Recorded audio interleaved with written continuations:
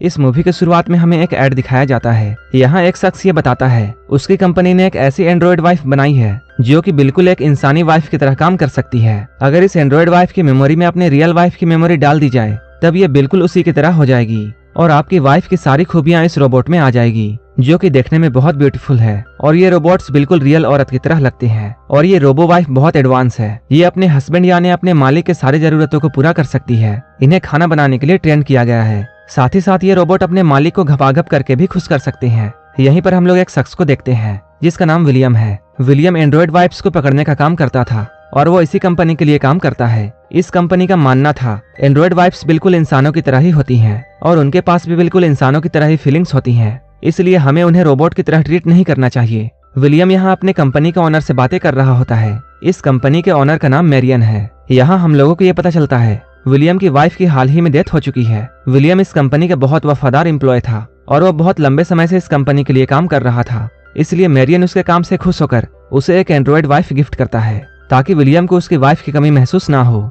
इसके बाद विलियम उस एंड्रॉइड वाइफ को अपने घर लेकर आता है और वो उस एंड्रॉइड के अंदर अपनी मरी हुई वाइफ की यादें डाल देता है। उसकी वाइफ का नाम मैरीडेथ था, इसलिए वो इस एंड्रॉइड वाइफ का नाम भी उसी के नाम पर रखता है। ये रोबोट वाइफ बहुत इंटेलिजेंट होती है, इसलिए वो मैरीडेथ की सारी यादों को अच्छे से स्टोर कर लेती है और वो बिल्कुल उसी की तरह एक्ट करने लगती है।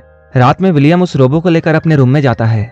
यहाँ वो अपनी एंड्रॉइड वाइफ को इंटीमेट मोड में डाल देता है और वो उसके साथ क्लोज आता है। अगले सुबह जब विलियम ब्रेकफास्ट कर रहा होता है तभी वो टीवी में कुछ लोगों को देखता है जो कि प्रोटेस्ट कर रहे थे। जब मैरीडेथ इस न्यूज को देखती है तब वो विलियम से इसके बारे में पूछती है। तब विलियम उसे बताता है ये सारे लोग बुरे लोग हैं और मैं इन्हीं लोगों से दुनिया को बचाने का काम करता हूँ। कुछ देर के बाद विलियम ऑफिस जाता है जहाँ वो अपने दोस्त जैक से मिलता है। विलियम और उसका दोस्त मिलकर एंड्रॉइड वाइफ्स को पकड़ने का काम करते हैं। यहाँ ऑफिस में इन दोनों को ये न्यूज मिलती है कुछ एंड्रॉइड वाइफ्स को किडनैप कर लिया गया है। हम लोग कुछ एंड्रॉइड वाइफ्स को देखते हैं जिन्हें स्कैर ऑर्गेनाइजेशन ने कैद करके रखा था। तभी इनमें से एक एंड्रॉइड वाइफ जाग जाती है और वो यहाँ से भागने लगती है। तभी विलियम भी यहाँ आ जाता है और यहाँ उसे ये पता चलता है इस एंड्रॉइड वाइफ को पूरी तरह से रिसेट कर दिया गया है। तब उसे वहाँ बहुत सारी एंड्रॉइड वाइफ्स मिलती हैं। तभी वहाँ एक आदमी आता है और वो आदमी विलियम से कहता है तुम इन्हें यहीं पर छोड़ दो और यहाँ से चले जाओ, लेकिन विलियम उस आदमी को ही मार देता है। इधर हम लोग मैरीडेथ को देखते हैं जो कि एक जगह बैठकर खुद को चार्ज करती है और अपने आप को ड्रीम मोड में डाल देती है। वो जैसे ही ड्रीम मोड में जाती है वहाँ उसे एक आदमी मिलता है जिसका नाम ईडो था, जो कि उसकी हेल्प करने के लिए वहाँ आया था और वो मैरीडेथ को विलियम की पुरानी बीवी की यादों में भेज देता है। यादों में आने के बाद मैरीडेथ ये देखती है वो एक पार्टी में पहुंच चुकी है और वो यहाँ विलियम से मिलती है। तभी मैरीडेथ को वहाँ एक मास्क वाला आदमी नजर आता है। जब मैरीडेथ उसके पास जाती है तब वो आदमी उसे एक बर्ड वाला कार्ड दिखाता है। ड्रीम से बाहर आने के बाद मैरीडेथ उस बर्ड की पिक्चर एक कपड़े पर बनाती है। ये बन जाने के बाद वो उसे विलियम के पास जाकर दिखाती है। तब विलियम उससे कहता है ये सब उसकी मरी हुई वाइफ की अच्छी यादें हैं। एक दिन जब मैरीडेथ साइकिल से घूम रही थी तभी अचानक उसके सामने एक लुइस नाम की औरत आ जाती है, जिसकी वजह से मैरीडेथ सड़क के किनारे गिर जाती है। जब वो वापस लुइस के पास जाती है तब लुइस उससे कहती है तुम्हारे पास वक्त बहुत कम है, इसलिए तुम्हें बहुत ही जल्द सब कुछ याद करना होगा। ये कहकर लुइस यहाँ से चली जाती है। घर आने के बाद मैरीडेथ सेल्फ एक्सप्लोरेशन मोड ऑन करती है, लेकिन उसे इसका एक्सेस नहीं मिलता है। इसके बाद वो फिर से अपने ड्रीम मोड में जाती है और वो ईडो से इसके बारे में पूछती है और वो उसे रैंडम मेमोरी में से कुछ दिखाने के लिए बोलती है, लेकिन तभी उसे ये पता चलता है उसकी मेमोरी में ज्यादातर फाइल्स लॉक्ड हैं और इसलिए वो इसे एक्सेस नहीं कर सकती है। इसके बाद वो एक ऐसी जगह में जाती है जहाँ वो विलियम की वाइफ की डायरी पढ़ रही होती है। तभी वो मास्क वाला आदमी फिर से यहाँ आता है जिसे मैरीडेथ ने पिछले ड्रीम में देखा था। वो मास्क मैन मैरीडेथ के पास आने लगता है, लेकिन तभी विलियम आकर मैरीडेथ को नींद से जगा देता है। रात में जब मैरीडेथ सो रही होती है तभी विलियम यहाँ से उठता है और वो मैरीडेथ की बनाई हुई बर्ड वाली ड्राइंग को डस्टबिन में जाकर फेंक देता है। इस सीन को देखकर हमें ये समझ में आता है विलियम मैरीडेथ से बहुत से बातें छुपा रहा है। अगले दिन विलियम अपने काम में जाता है जहाँ उसे एक एंड्रॉइड वाइफ को पकड़ना था। यहाँ वो देखता है कि एंड्रॉइड वाइफ असिस्टेंट का काम कर रही है। विलियम उस एंड्रॉइड से अपने साथ चलने के लिए बोलता है, लेकिन वो एंड्रॉइड वाइफ उसके साथ आना नहीं चाहती है और वो कहती है तुम्हारे साथ जाने से बेहतर मैं अपनी जान यहीं पर दे दूं, और वो ये कहते हुए खिड़की से नीचे कूद जाती है। इधर हम लोग मैरीडेथ को देखते हैं जिसके पास लुइस आती है। लुइस यहाँ मैरीडेथ से पूछती है क्या तुम्हारी मुलाकात कैनी से हुई थी, लेकिन तभी लुइस को ये पता चलता है मैरीडेथ उसकी सारी बातों को रिकॉर्ड कर रही है, इसलिए वो विलियम के लिए एक मैसेज यहाँ छोड़ती है और वो कहती है कैनी बहुत ही जल्द तुमसे मिलने के लिए आएगा। ये कहकर वो यहाँ से चली जाती है। रात में जब विलियम यहाँ आता है तब मेरीडेथ उसे लुइस के बारे में बताती है। साथ ही साथ वो उसे ये भी बताती है वो जब भी अपने ड्रीम मोड को एक्टिव करती है तब वो हमेशा वहाँ एक मास्क मैन को देखती है। इसके बाद विलियम डिसाइड करता है वो मेरीडेथ को फिर से ड्रीम मोड में भेजेगा ताकि वो मास्क मैन से लुइस का पता लगा सके, क्योंकि विलियम को ऐसा लग रहा था यहाँ कुछ तो गड़बड़ है। लुइस का पता लगाने के लिए विलियम अपने एक दोस्त का मदद लेता है और वो उसे अपने घर में बुलाता है। इसके बाद ये दोनों मिलकर मेरीडेथ को ड्रीम मोड में भेज देते हैं। ड्रीम मोड में जाने के बाद मेरीडेथ एक घर के अंदर जाती है। जैसे ही वो इस घर के अंदर जाती है उसे वहाँ वही मास्क मैन दिखता है। जब वो मास्क मैन अपना मास्क हटाता है तब हम लोग ये देखते हैं ये कोई और आदमी नहीं बल्कि कैनी था, जिसके बारे में लुइस बात कर रही थी। कैनी यहाँ मेरीडेथ को एक एड्रेस देता है। इन सारी चीजों को विलियम और उसका दोस्त भी देख रहे होते हैं। इसके बाद विलियम उस एड्रेस पर पहुंच जाता है जो एड्रेस कैनी ने मेरीडेथ को दिया था, लेकिन वहां पहुंचने के बाद इन लोगों को वहां कुछ भी नहीं मिलता है, इसलिए वो फिर से घर आ जाता है। यहाँ मेरीडेथ विलियम से ये पूछती है मेरे फाइल्स में से कुछ फाइल्स ब्लॉक्ड क्यों हैं? ये सुनकर विलियम उसे बताता है मेरी वाइफ स्केयर ऑर्गेनाइजेशन के लिए काम करती थी और वो कई सारे लोगों का मौत का कारण बनी,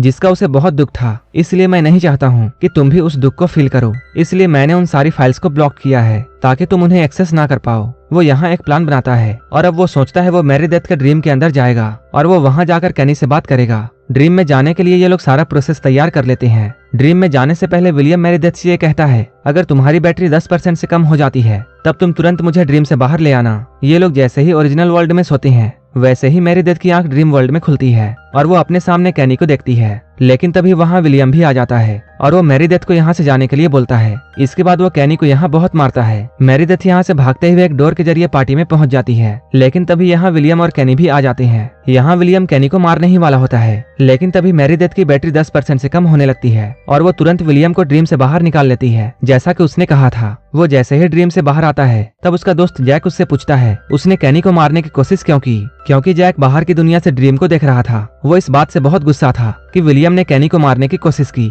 और अब वो उसके साथ काम करने से मना कर देता है। इसके बाद विलियम मेरीडेथ के पास आता है और वो उससे कहता है तुम्हारी मेमोरी में खतरनाक यादें भर चुकी हैं जिस वजह से तुम्हें हैक किया जा सकता है, इसलिए मुझे तुम्हारी सारी यादों को मिटाना होगा। ये सुनकर मेरीडेथ काफी दुखी होती है क्योंकि वो अब अपनी यादों को मिटाना नहीं चाहती थी। इसके बाद विलियम मेरीडेथ को वाइफ लाइफ कंपनी के पास लेकर जाता है ताकि वहां ले जाकर उसकी मेमोरी को डिलीट किया जा सके।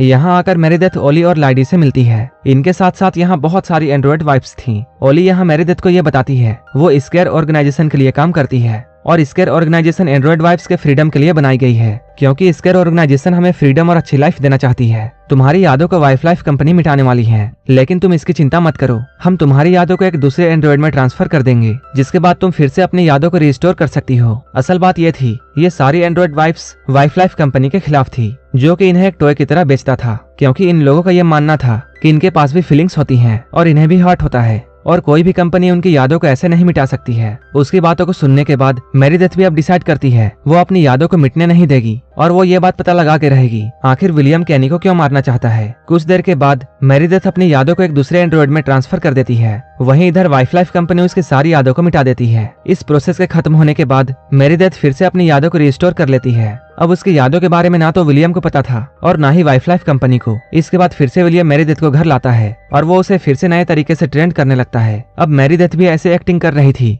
जैसे कि उसे कुछ भी नहीं आता हो और वो नई नई चीजें सीख रही हो। एक दिन जैक इनके घर में आता है और वो विलियम से ये कहता है मेरीडेथ तुम्हारी वाइफ नहीं है क्योंकि तुम्ही ने उसे मारा था। ये सुनते ही विलियम मेरीडेथ को अंदर जाने के लिए बोलता है। उसके अंदर जाते ही विलियम जैक को गोली मार देता है और वो उसे जान से मार देता है। विलियम को ऐसा करते हुए मेरीडेथ भी देख लेती है। तभी उसे विलियम की वाइफ की सारी मेमोरीज याद आने लगती हैं। कुछ वक्त पहले जब विलियम ने फर्स्ट टाइम मेरीडेथ को देखा था तब उसे पहली नजर में ही मेरीडेथ से प्यार हो जाता है, लेकिन जल्द ही उसे ये पता चलता है मेरीडेथ का एक बॉयफ्रेंड है। ये जानकर विलियम को बहुत गुस्सा आता है और वो मेरीडेथ के बॉयफ्रेंड को मार देता है और उसका बॉयफ्रेंड कोई और नहीं बल्कि कैनी था। इसलिए मेरीडेथ बार बार कैनी को अपने ड्रीम में देख रही थी। विलियम मेरीडेथ के साथ बहुत बुरा सलूक करता है और वो उसके गले में एक शॉक बैंड लगाता है और वो सारे लोगों को ये बताता है ये कोई लड़की नहीं बल्कि एंड्रॉइड है और वो जबरदस्ती मेरीडेथ को अपने पास रखता है। लेकिन मेरीडेथ कभी भी उसके प्यार को एक्सेप्ट नहीं करती है। विलियम बार बार उसे पाने की कोशिश कर रहा था, लेकिन मेरीडेथ विलियम को पसंद नहीं करती थी। इस बात से विलियम को बहुत गुस्सा आता है और एक बार जब मेरीडेथ सो रही होती है तभी वो एक चिड़िया के निशान वाले तकिए से